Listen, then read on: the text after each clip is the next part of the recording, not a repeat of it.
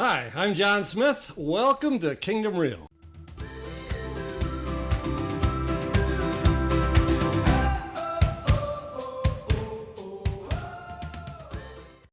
And today, I have an amazing guest, my friend Fred Mellema. Welcome to the program. Thank you, John. Appreciate you having me here.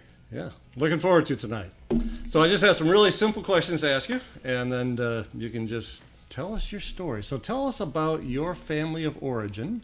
So before we get started, John, I think that you didn't tell me a couple things here. So Okay. I thought this being a radio show, as you know, I have a face for radio, not television. So obviously that is a little bit of a change here. The other thing I thought was very interesting was getting here and looking for the blue door. And then the 3 knocks, and then you got to make a phone call, and then all the secrecy to get to this particular studio. So Yeah, well, we don't want everybody to know it. Otherwise, there would have been a crowd surrounding us if they knew you were coming. So we thought we'll just let them see it and experience it live. Okay, fair enough. Fair enough. But you did say that you watched it the other night. I did. Absolutely. So then you knew that we were going to be taking your picture. If the truth be told. If the truth be told. All right, that's good. So, Fred, tell us a little bit about your family of origin. What was it like, and what can you tell us about that? Family of origin. Just brought up here in West Michigan. Okay. Just CRC, which is Christian Reformed Church, and that was pretty prevalent growing up and all the way through high school, Christian school. Okay. So it was a great education. I enjoyed my time there. I did push some buttons. I will admit that I was a little bit on that side. I wasn't a great rule follower, I have to say. Okay. But did get a great education out of it. Cool. And how about siblings? And where are you in the birth order? I am number 5 out of 6. I have 5 sisters. So I had a lot of moms growing up. A lot of moms. Wow. Did God know you needed that many moms to kind of guide you, or? Absolutely, he knew that.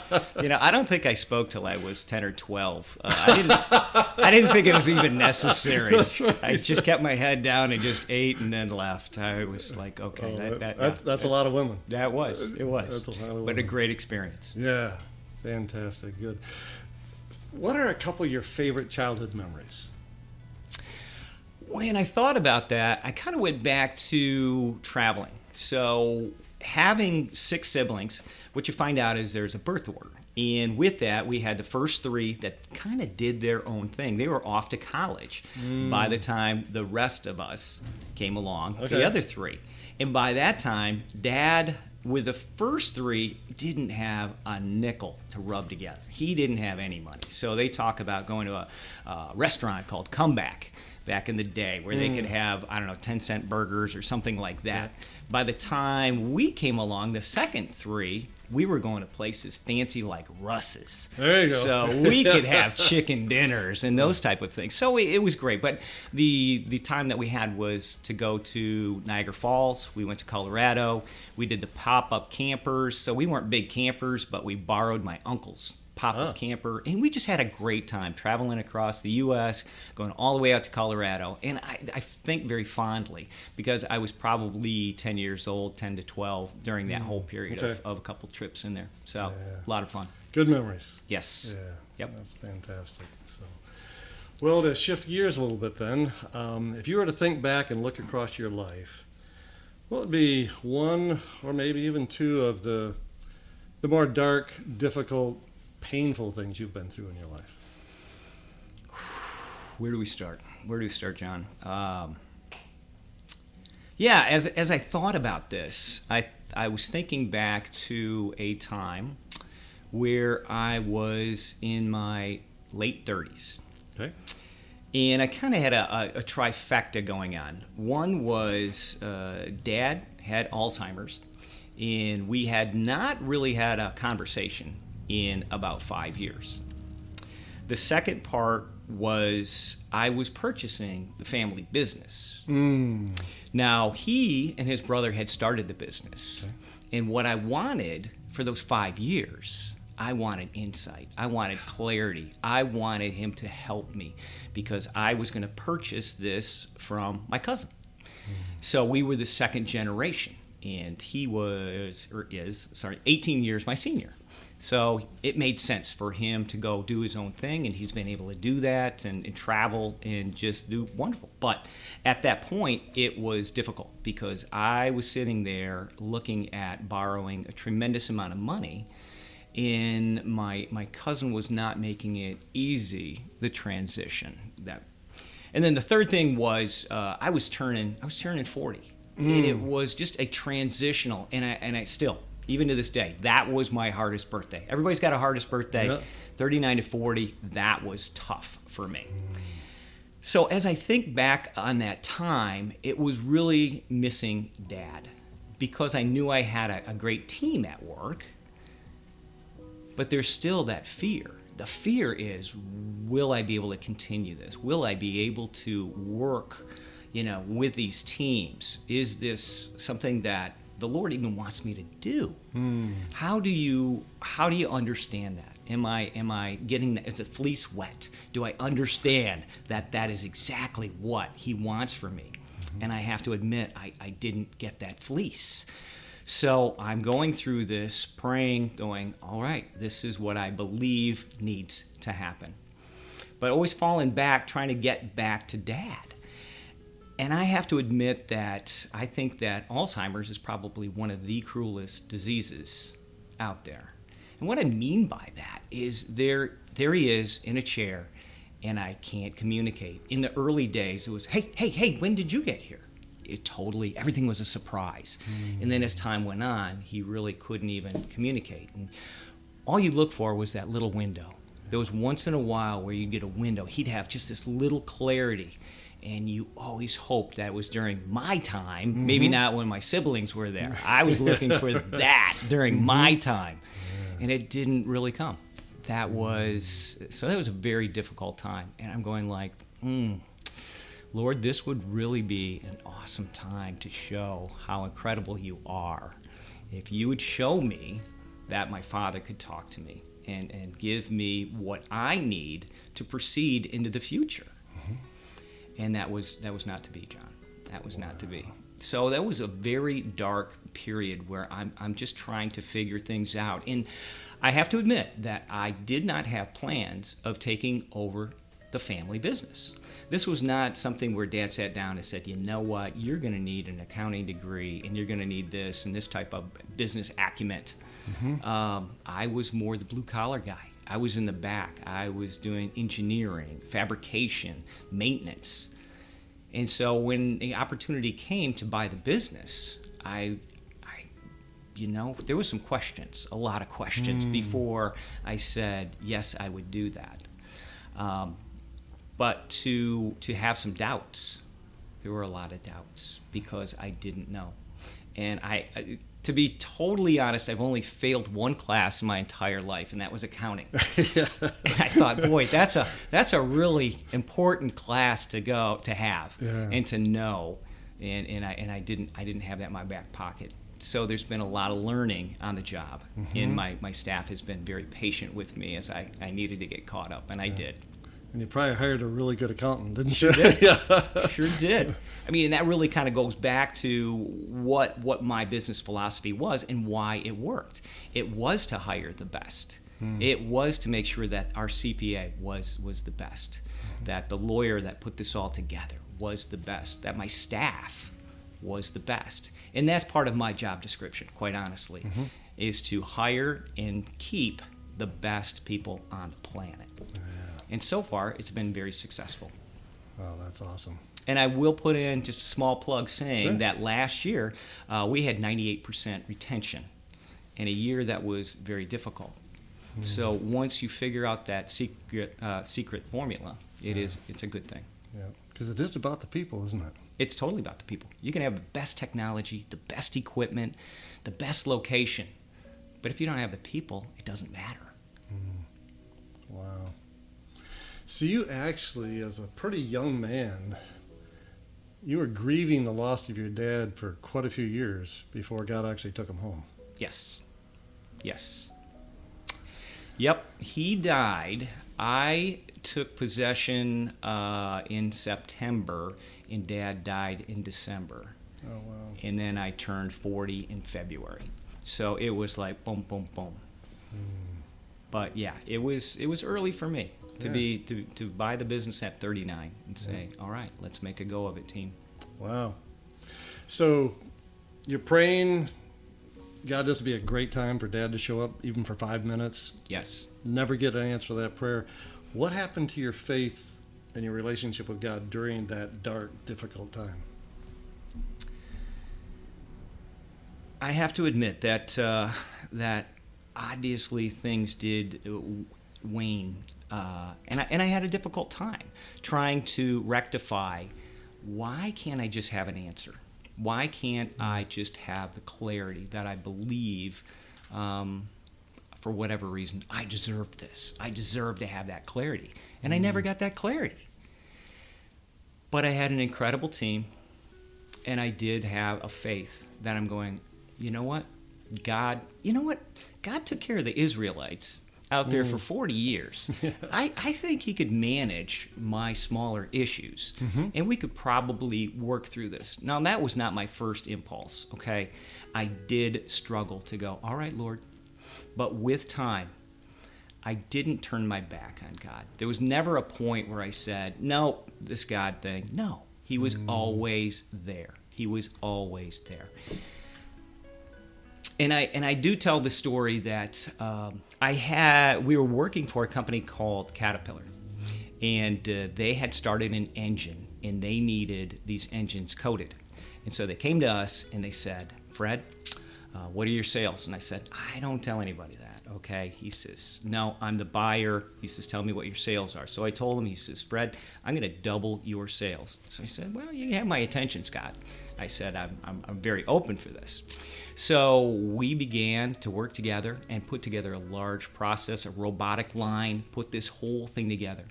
But what had happened was we were 13 months into producing these engines, and corporate came back and said, you know what, we're not going to do over-the-road engines anymore. We're going to do just the bulldozers and backhoes and everything else. Oh, wow. So all the off-road, which is still it's huge, but my segment was being phased out after 13 months. Got to tell you, it was a difficult pill because I'm going like, we have not paid for all this equipment. It was going to be amortized over all these parts over the next 3 years. That didn't materialize. But I kept praying. I'm going like, Lord, you know where this is going, because I have no idea where this is going. So they closed it out after 13 months. And I got a call from Scott, the buyer. He said, Fred, we acknowledge we owe you a lot of money because we didn't amortize it over those 3 years. But we got a year in, and he says, I owe you some money, but he says, can I pay you in 2 checks versus just 1? And I said, Scott, that would be fantastic. Now, what happened during that time, we went into 08, 09, which was our recession. Yeah. I'm telling you, the money that we were paid by Caterpillar was the money that got us through 08 and 09. Wow. And I always look at that going like, I'm not that good. Okay, there's no way I could have put something together that would say, yes, that's it.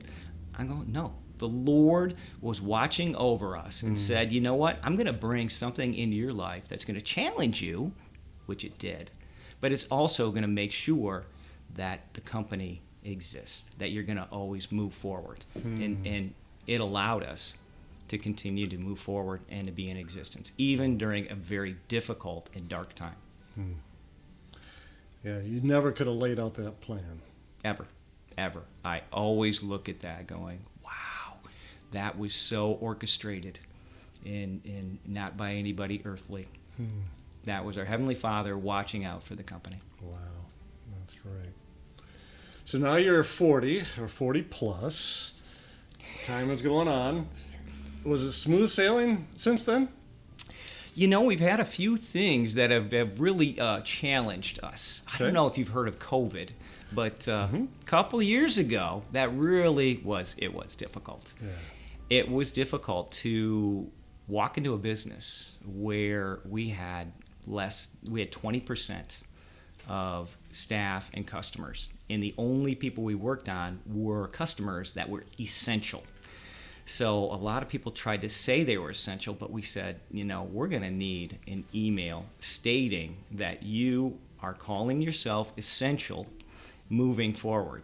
It really limited the amount of emails that we got. But there were some that were definitely necessary. So we took care of that 20%. And what was interesting is in the beginning, I came in and I was racking parts. Now, John, I don't know if you know this, but I'm not the fastest racker out of everybody at the company. So it didn't take too long to go, okay, maybe I don't need to be the one here. And it was great because I did it for a short amount of time, and then I just said, no, I'm going to go back home and don't pay me, just make sure that everybody else is being paid. And the amazing thing was we brought on 2 people at a time every week. We'd bring 2 more. And every time we did, everybody came back. Now that is also not a common story because I know that a lot of people said, no, I don't think I'm going to go back, or I'm going to do something else, or I've just kind of had it with work and had to reset, had a total reset on what their values were. And what I was very thankful is that all the employees said, yeah, we're going to come back. We're going to come back. So I was very grateful. Wow, that's amazing. That's amazing. Wow. So, as you're experiencing all that, God's just showing up on a regular basis? He has. Cool. In not just that part of my life. I love business, as you can tell. This is... I love the challenge of doing something that maybe we could do it a little bit better than our competition. Maybe we can coat a part, and that's what we do. We apply coatings to automotive parts. Yeah. And so how do we do that more efficiently? How do we do that better? How is our quality rating better than theirs? And so all those challenges are on a daily, weekly basis. But now you get to instill that into everybody else there so that everybody understands. It can't just be management. It just can't be middle management. It's got to be everybody has to understand the quality and the quality policies. But to be challenged is to how do you keep the same people around? Yeah. And so part of that really goes back to the culture. And what I wanted to go back to is if we understand the culture let me start by saying that our culture isn't laid out in the front lobby. And I'll also tell you that our front lobby doesn't have a huge Bible in it. What I want our culture to say is that I'm important. Everybody there is important. So when I look at that, I'm going, my job is really to make sure that I go out and talk to everybody. If I talk to whoever on the floor and say, Sally, how's it going? Okay, I remember last week we were having a little problem with your son, whatever that is. Okay, and being able to talk to people and being able to stop and just say, is everything okay departmentally? Is anything wrong going on? Is there anything I need to address? Is there anything I can help? Do I need to get out of broom? What would help you in this department? Again, bringing back that culture. Yeah. Now that culture is emblematic or Christ-like, to be the servant, to serve through this process. Yeah. I don't have to tell anybody my position. Don't, because they all know. Right. But I also don't have to flex that position either. So being able to go out and rack parts, to go out and clean up, to be a part of cleaning up after a company party. Those are the things where I'm going like, okay, if that is helpful to the company. And it is, because people know that it's not just myself and I've got to take off and I'm not going to be a part of this and get me a cup of coffee. No, I would never ask somebody else to get me a cup of coffee. If I need a cup of coffee, I know where that is. Yeah, right. So those are the things with culture where I want others to ask, why is it you do that? Why is it that that's important to you, Fred? I said, well, my boss would do the same thing. Well, who's your boss? My boss is Jesus. My boss is God. That's who I report to. And I'm going like, again, I make mistakes. I got to be the first to admit I make mistakes all the time. But in my heart of hearts, I do want to serve. I do want to make sure that I am being there for my team. That's great. So you're living out your faith. Yes. And you're treating every person with respect. And that they all have value. But I want them to ask versus a great big banner saying, this is who we are. No. I want us to be there because we want to be there. I want each employee. And what's interesting is once somebody comes in and buys into this culture, and it might take a year, it might take 2. It's not just a month, I got to tell you. It might take a couple of years. I have many 30 employees that have been there 30 years. Wow. And that's the part that where I'm speaks going volumes, like, doesn't it? Yeah, because it's an anomaly now. I mean, you hear about people that used to spent their whole time at one company. That it doesn't happen. Most people, especially nowadays. Right. Every 2 years, you jump to something else. Wow. So, imagine with me for a moment. Yes. Dad is watching, and he's seeing how you're leading the company all these years, even though he wasn't able to advise you and coach you like you wanted him to.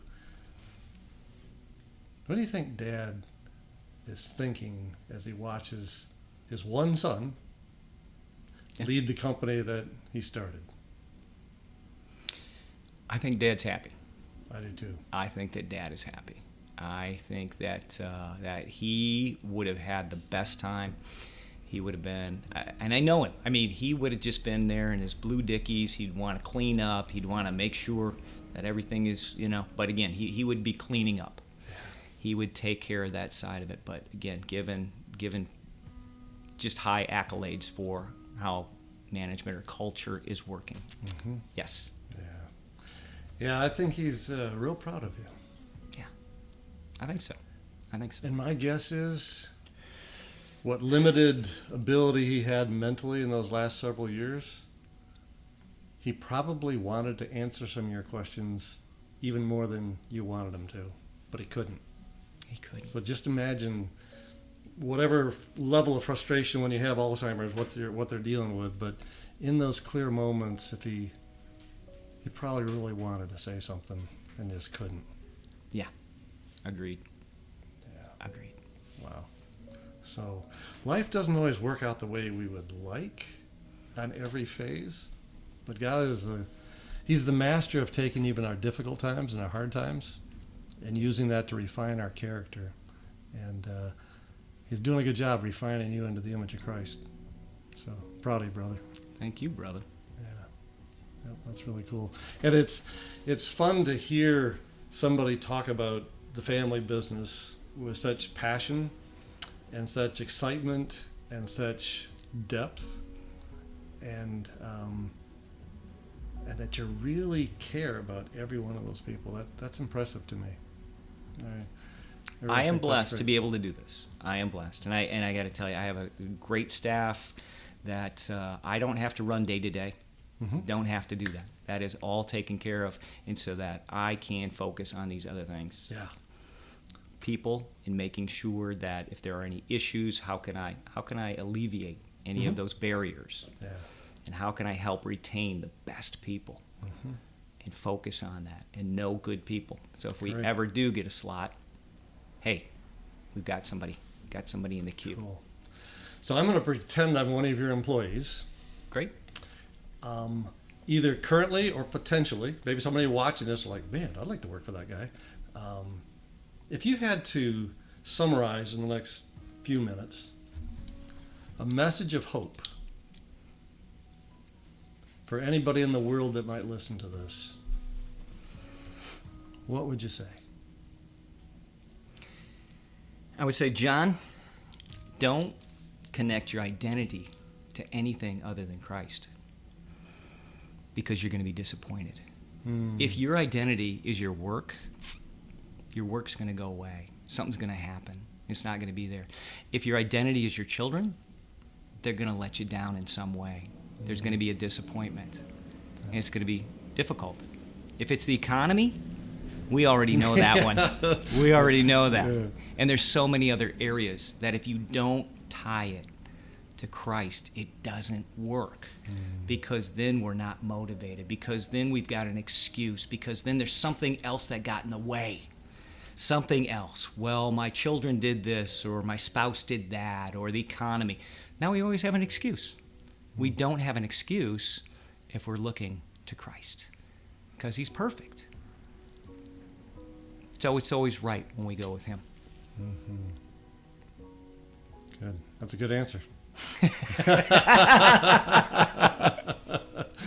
I love it. That's good. So, any closing comment? We got like maybe 2 minutes. Anything that we could have got into that we didn't? Rewrap anything? I think the James 1:2. There we go. So, Fred, Yes. if you were to pick out one of the verses or a couple of the verses in the Bible that are kind of your go-to verses, Yes. no matter what you're dealing with, what would that be, and can you share it with us? Love to. James 1:2. Consider it a sheer gift, friends, when tests and challenges come from you from all sides. So why is that such a special verse for you? Because I felt that. Because I felt that I was being attacked during that time. And I'm going like, Lord, come on. And then I kept reading it, and I kept going back to it. I'm going like, he must love me. He must love me. If he continues to challenge me, and I'm not turning my back on him, he continues to challenge me. And I'm going like, with that comes maturity. And spiritual maturity is what we all are striving for. And that is, I needed that. I have to admit, John, the 39, I was not spiritually mature. Yep. And I needed to grow up. And it helped me to grow up quickly. Yeah. I remember being in your house, Yep. and you actually painted that on the wall in your house, didn't you? I sure did. That way you saw it every day, multiple times a day. Right there in the kitchen. Yeah. Right there in the kitchen. Yeah. Yeah. Perfect placement. Yeah. All right. Well, thank you, Fred. Thank you, John. I Appreciate it. appreciate your friendship, appreciate your character, and we're going to spend eternity together, and that's really going to be fun. That is exciting. Yeah. That's what we look forward to. Absolutely. Looking forward to that. Thanks, brother. Thank you, brother. Appreciate it. Well, my name is John Smith. You've been watching Kingdom Real. I hope you enjoyed it as much as I did, and we look forward to seeing you again real soon. God bless.